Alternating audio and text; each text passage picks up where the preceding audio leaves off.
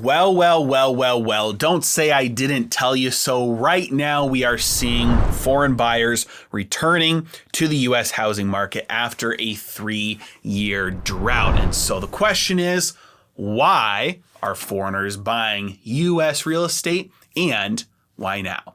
Ready? Let's dive in.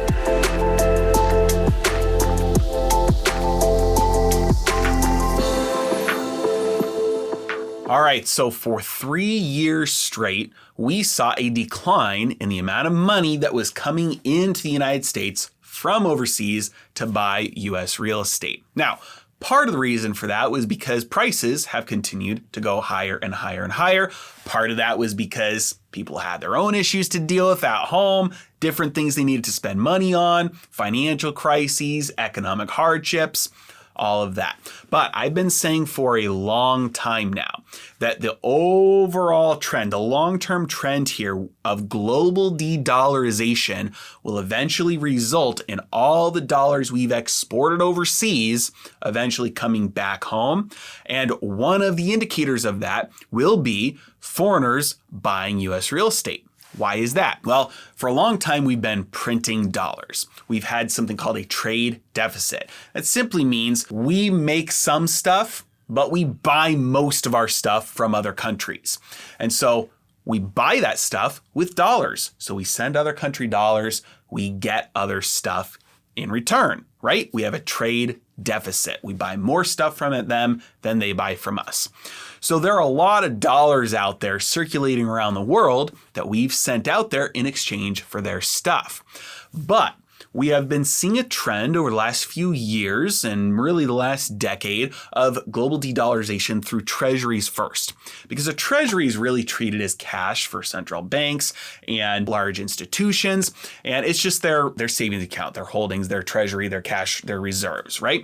But we've been seeing a trend to dump treasuries. In fact, central banks over the last 5 years or so have turned into net sellers of treasuries to the point where now the Federal Reserve owns more treasuries than the rest of the world's central banks combined. So if a treasury is just a dollar that pays you interest, well, a dollar is a dollar that pays you no interest. And so if you're getting rid of treasuries, how long do you think you're going to want to hold on to dollars? Because if you don't want a dollar that pays you interest, you might not want a dollar that doesn't pay you interest. And if everybody, thought experiment here, if everybody is trying to get rid of treasuries, well, the price is going to go down unless somebody comes in to buy them. So who's going to buy them?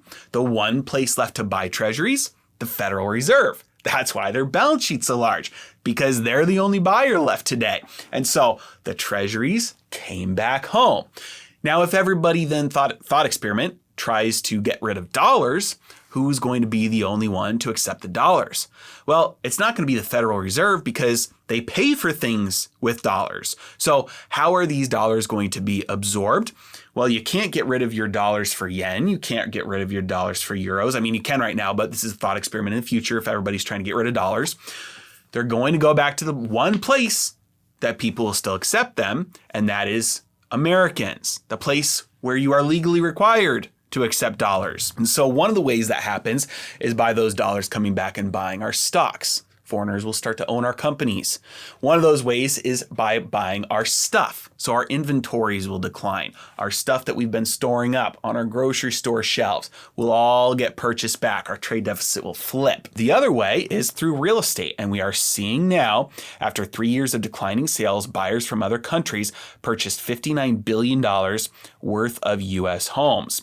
Take a look at this chart with me here. This chart is the number of existing homes purchased from April 2021 through March of 2022. So the black column on the left shows the countries and the share of existing home sales. We can see that a lot of Canadians are piling into U.S. real estate, in addition to Mexico, China, India, Brazil, and Colombia. These are going to be the top countries. And don't you find it interesting that if we sort this by median purchase price, that India and China come in at the top of this list? Now, the amount of money pumped into U.S. real estate by foreigners was 9% higher than a year earlier. And it was the first increase in 3 years. Now you'll notice here that the number of homes sold slipped to the lowest level since 2009. So there weren't more homes being sold, it was just the price going up.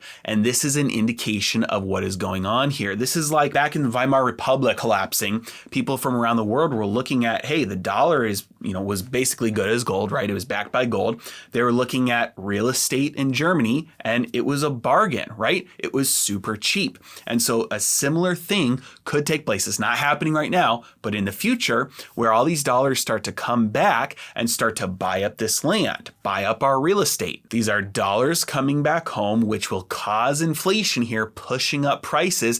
That's what's happening here. 18% jump in the average price of a home purchase.